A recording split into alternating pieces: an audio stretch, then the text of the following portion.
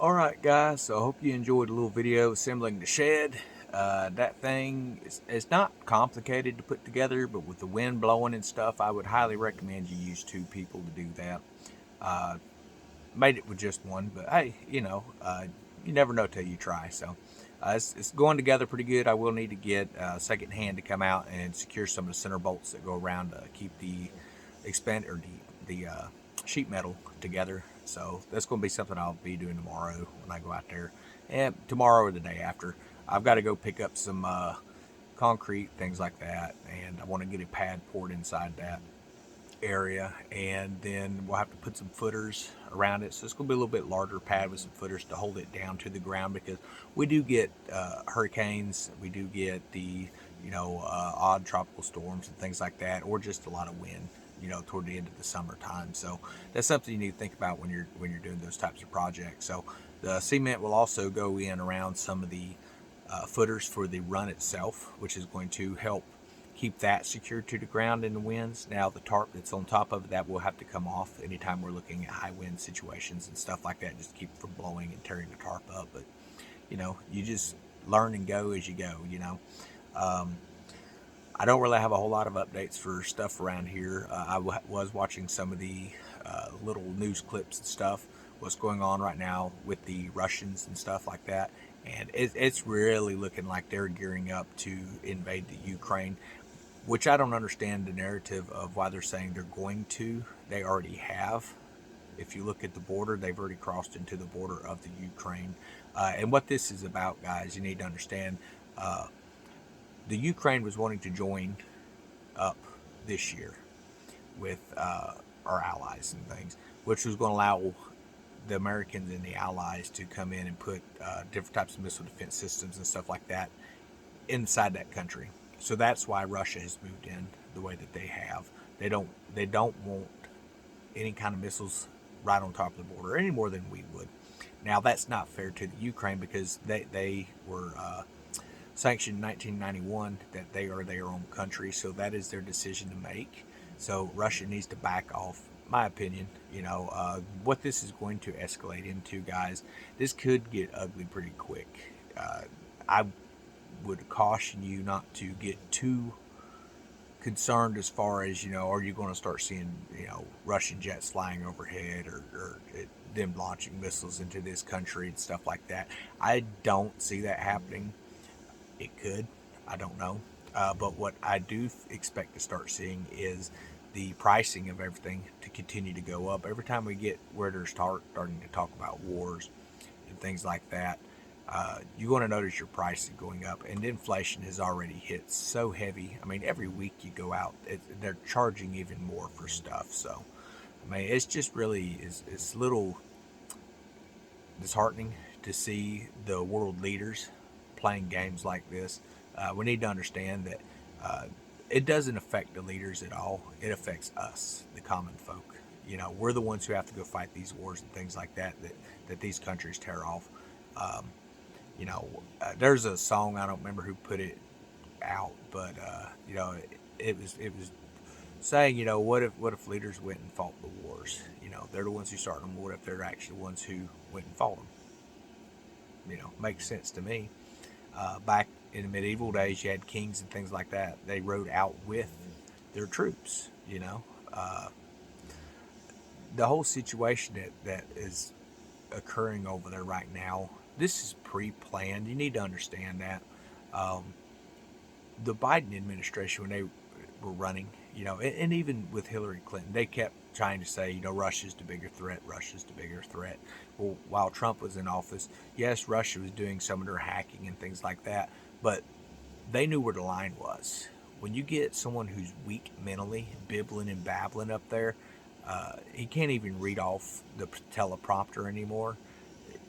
Your enemies, other countries, are going to test you. And that's where we're at. We don't have stronger leadership.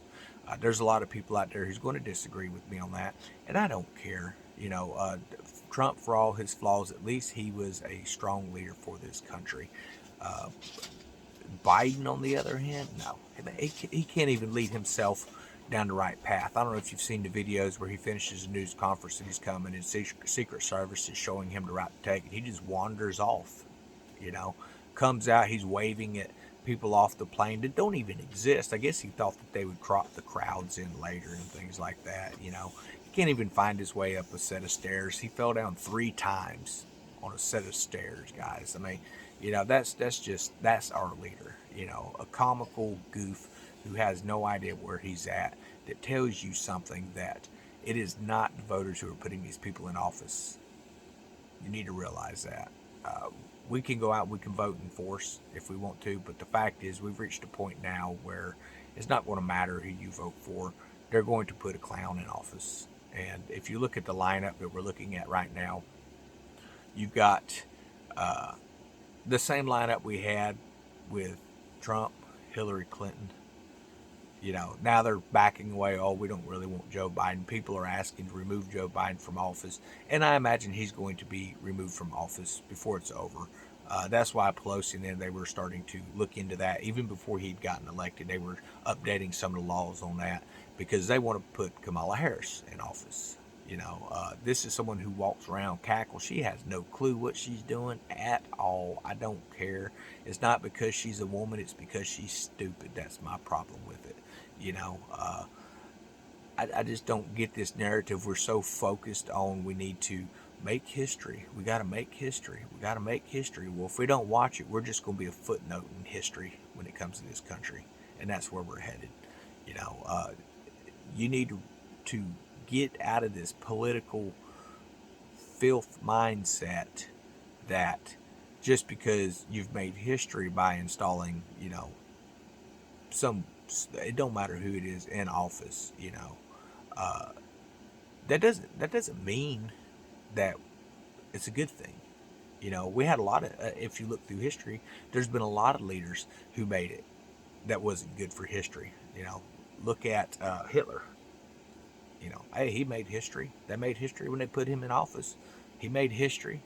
You know, Genghis Khan, he's made history. So those are some things you need to think about. We are in a situation now where we don't have a lot of, I won't really say time, but a lot of options out there when it comes to the stability of this country.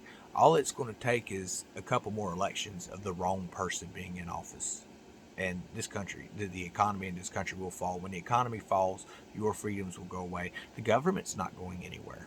Understand that the deficit that they have is not going to affect them. It's going to affect you. They're going to come in and it's going to be just like the Depression all over again.